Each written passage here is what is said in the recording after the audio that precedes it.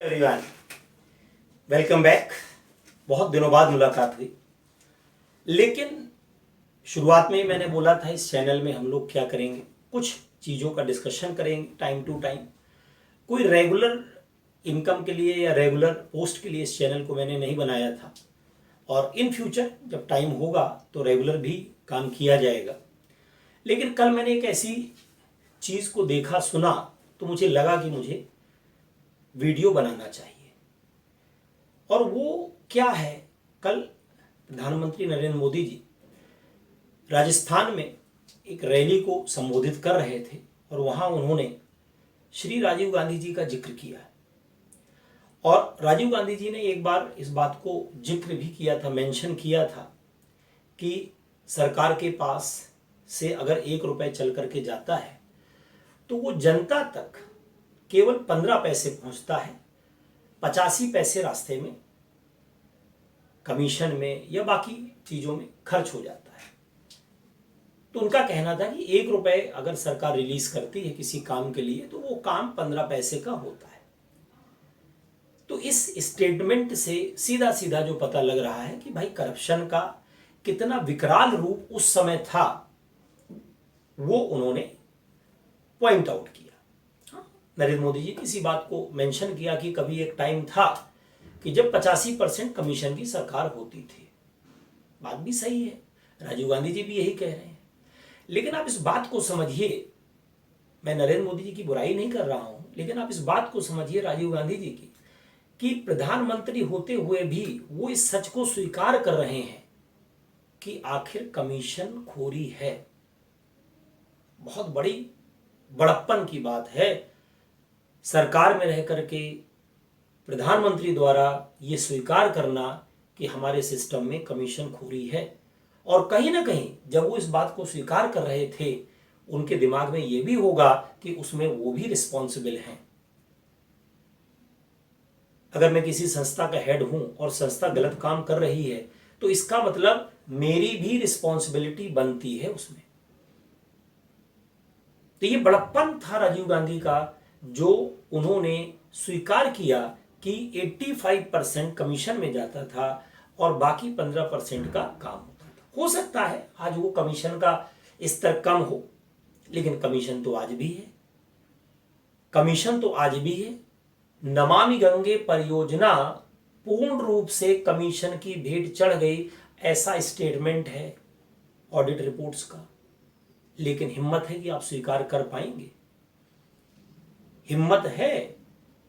सच स्वीकार करने की हमें हिम्मत नहीं होती। बहुत बिरले लोग होते हैं, पूरे इतिहास को उठा करके देखें, बहुत बिरले लोग होते हैं जो अपनी बुराई, अपनी कमियों को स्वीकार करते हैं। अन्यथा अधिकतर लोग पूरे जीवन भर अपने आप को श्रेष्ठ सिद्ध करने में ही लगा देते हैं। उनका मैक्सिमम टाइम, उनका मैक्सिमम समय अपने को श्रेष्ठ सिद्ध करने में चला जाता है। तो ये राजीव गांधी जी का बड़प्पन था कि उन्होंने इसको स्वीकार किया। हाँ, ये बड़ी दुख की बात है कि 85% की कमीशन खोरी उस समय थी, ये भी बड़ी दुख की बात है। अब इस समय कमीशन खोरी किस फील्ड में कितनी है, ना तो मैं सिस्टम में हूं, ना मैं उसको बता सकता हूं, लेकिन इतना तो सब जानते हैं कि कमीशन तो है। बिना कमीशन के कहीं भी कोई भी काम नहीं होता है, कोई भी हो। अब वो बड़े स्तर से हो रहा है, छोटे स्तर से हो रहा है, स्तर कोई भी हो, छोटे स्तर पर भी कमीशन है तो इसका मतलब जिम्मेदार बड़ा ही माना जाएगा, क्योंकि उसकी निगरानी में कमी है, उसके क्रियान्वयन में कमी है। जब हम लूप और होल छोड़ देंगे सिस्टम में, हम लूप और होल व्यवस्था में छोड़ेंगे, तभी तो वहां पर कमीशन खोरी पनपेगी। तो कमी हमारी है, किसी भी प्रकार का अगर अव्यवस्था होती है तो कमी हमारी है। तो कमीशन खोरी की बात स्वीकार करना राजीव गांधी की बड़प्पन को प्रदर्शित करता है, ना उनकी बेईमानी को प्रदर्शित करता है। तो मैं इस बात पर, कल मैंने सुना इस भाषण को, मुझे बड़ा दुख हुआ, अत्यंत दुख हुआ कि जिस व्यक्ति ने अपनी कमी को स्वीकार किया उसका उपहास उड़ाया जा रहा है। नहीं, बल्कि हमें खुद भी सोचना चाहिए कि इस समय क्या सीनेरियो है, क्या बिना कमीशन के काम हो रहा है। क्या वास्तव में ट्रांसपेरेंट व्यवस्था है? अभी हाल ही में कर्नाटक चुनाव हुआ, भारतीय जनता पार्टी की वहां पर हार हुई, बहुत बुरी हार हुई, लेकिन उसका मूल कारण जो है वो कहीं ना कहीं कमीशन खोरी ही है, क्योंकि खुलेआम सबको पता चल गया था कि कर्नाटक में 40% तक का कमीशन मांगा जा रहा है। तो जब 40% का कमीशन ओपन सिस्टम में लोगों को पता चल गया, इंटरनली कितना रहा होगा ये आप भी समझ सकते हैं। और उसका परिणाम, जनता ने सही डिसीजन लिया गलत लिया वो एक अलग बात है, क्योंकि जिस सरकार को उन्होंने बैठाया है उसके जो प्रतिनिधि हैं वो भी अरबों की संपत्ति, खरबों की संपत्ति के मालिक हैं, वो भी कोई दूध के धुले नहीं है। लेकिन समस्या भारतीय राजनीति की यही है, जो हम सब्जी मंडी जब जाते हैं टमाटर खरीदने और सब सड़े होते हैं, मंडी में जाते हैं सारे टमाटर सड़े होते हैं, तो हम क्या करते हैं, छू छू करके देखते हैं कि कौन कम सड़ा है। तो यही राजनीति की दशा है कि हमारे पास सही चीज है ही नहीं, सही चीज है ही नहीं, हमको उस सड़े में से कम सड़ा ढूंढना होता है। तो जब हम देखते हैं यार ये ज्यादा सड़ा है, ये कम सड़ा है, तो इसको हमने ले लिया। तो ये भारतीय राजनीति की, वर्तमान राजनीति की प्रैक्टिकल एनालिसिस है। कमीशन हर सरकार में है, वर्तमान में जो सरकार है उसमें भी कमीशन है। आसपास जो हमारे जनप्रतिनिधि हैं वो कितना कमीशन ले रहे हैं, कितना कमीशन उनको मिल रहा है, ये उनके रहन सहन से दिख रहा है। एक छोटा सा मामूली सा पार्षद इंडेवर गाड़ी ले आता है 2 साल के अंदर, 35 लाख 40 लाख की गाड़ी लेकर के आ रहा है। कहाँ से लेकर के आ रहा है? पार्षद को तो कोई तनख्वाह भी नहीं मिलती है, सैलरी भी नहीं मिलती है, कहाँ से लाया? तो कमीशन नहीं है, इस प्रकार का गाल बजाना, इसको गाल बजाना कहते हैं कि हम जो कर रहे हैं वो बहुत सही कर रहे हैं और ये सौभाग्य की बात है तुम्हारे लिए कि हम कर रहे हैं। ऐसा नहीं है। इसको आप अनावश्यक रूप से भले ही गाल बजाते रहें, लेकिन मैं राजीव गांधी की हमेशा तारीफ करूंगा कि उन्होंने स्वीकार किया इस बात को कि उनके टाइम पर 85% का कमीशन था। आप स्वीकार नहीं कर पाए कि हमारे सरकार में 40% का कमीशन था, सरकार पलट गई। आपके यहाँ एक विधायक के घर में 8 करोड़ कैश मिला, आपने कभी उसको स्वीकार नहीं किया कि गलती हमारी है।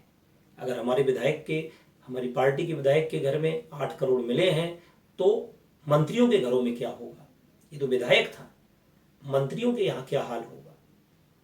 हमें स्वीकार करना पड़ेगा, तभी ये व्यवस्था क्लीन होगी, अदरवाइज क्लीन नहीं होगी। हमें स्वीकार करना पड़ेगा। काम बाद में करेंगे, सही गलत, पहले हम स्वीकार करेंगे कि हाँ कमी है और उसको दूर करने का राइट फ्रॉम द बिगिनिंग हम प्रयास करेंगे कि भाई ये चीज ऐसे नहीं होगी, इसको हम ऐसे सुधार करेंगे। क्लियर? अभी रिसेंटली भोपाल में एक इंजीनियर लेडीज पकड़ी गई हैं जो कि संविदा पे थी और उनकी अकूत संपत्ति पता चली है।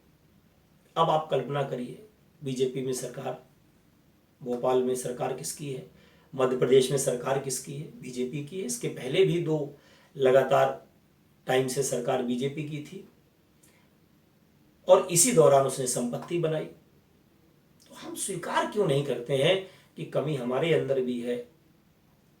हम परिवर्तन की बात कैसे कर देते हैं कि हमने परिवर्तन किया, हमने टेक ओवर किया। हमने परिवर्तन नहीं किया, हमने टेक ओवर किया और उसको मेंटेन किया। हाँ, मेंटेनेंस हमने थोड़ा प्रॉपर वे में किया, उतना चीजें अनसिस्टमेटिक नहीं है जितनी पहले थी, ये मैं स्वीकार करता हूं। भाई बट नेचुरल है, दिख तो रहा ही है, लेकिन कहीं ना कहीं इस बात को हमें स्वीकार करना पड़ेगा कि सिस्टम हमने टेक ओवर किया है, सिस्टम में परिवर्तन हमने नहीं किया है। परिवर्तन किया होता तो ये अकूत संपत्तियां सरेंडर हो चुकी होती। खौफ होता इन लोगों में, ये हिम्मत ही नहीं करते इकट्ठी करने की। लेकिन कल इस स्टेटमेंट को सुनने के बाद मुझे लगा कि एक वीडियो बनाया जाए, क्योंकि राजीव गांधी जी का मैं सदैव ऋणी रहूंगा। उन्हीं के द्वारा स्थापित नवोदय विद्यालय से मैं शिक्षा ग्रहण की है मैंने, और अगर ना की होती वहां से तो शायद मैं उस बौद्धिक स्तर को कभी अचीव न कर पाता जो आज मेरा है।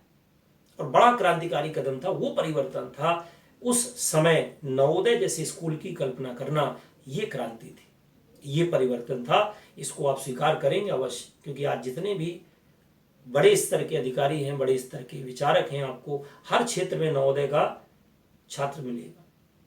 तो इसका सीधा सीधा तात्पर्य है कि हम किसी व्यक्ति की आंख बंद करके बुराई ना करें। 10 बुराइयां होंगी लेकिन एक अच्छाई तो उनके अंदर थी ना। वो दून पब्लिक स्कूल से पढ़े थे, उनको इस बात का एहसास था कि बाकी बच्चों को भी ऐसा कुछ मिलना चाहिए, और खासकर रूरल एरिया के बच्चों को। तो इस बात के लिए हम सब उनके सदैव ऋणी रहेंगे। धन्यवाद।